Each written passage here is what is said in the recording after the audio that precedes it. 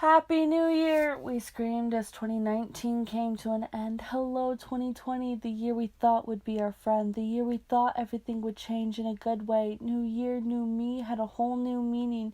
New decade, roaring 20s, Gatsby parties, or so we dreamed. January and February go by, what a time. Little did we know it was the last time we see our friends and have basic human rights.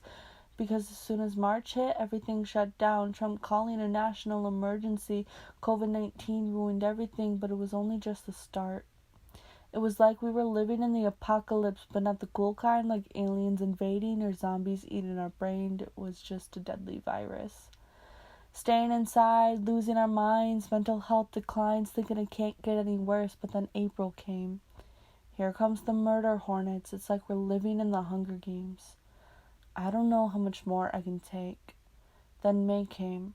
George Floyd screamed, "I can't breathe," as police kneeled on his neck till he took his last breath. He didn't even do anything wrong, he was just black. Same with Breonna Taylor, except she was in her home sleeping as police barged in, shooting her 8 times. Protests became the new normal, signing petitions, calling politicians we need change as we're walking down the streets peacefully, screaming Black Lives Matter with our fists up in the air, getting met with tear gas and rubber bullets. Police brutality is only getting worse, or maybe it's just finally getting caught on camera. Not to mention people screaming all lives matter, but only talking about white males, because as soon as you mention people of color or the LGBTQ plus community or women, those lives, they don't matter.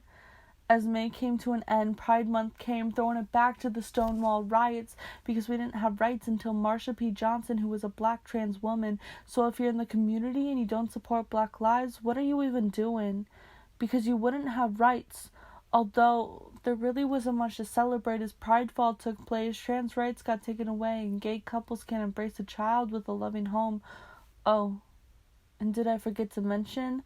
Lynching is back, but don't worry, police say it's just suicide.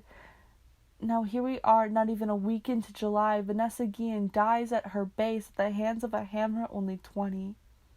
She served our country. What a time to be an American. Indigenous people being arrested for protesting on their own land. What has America come to? Let's not forget who this land actually belongs to.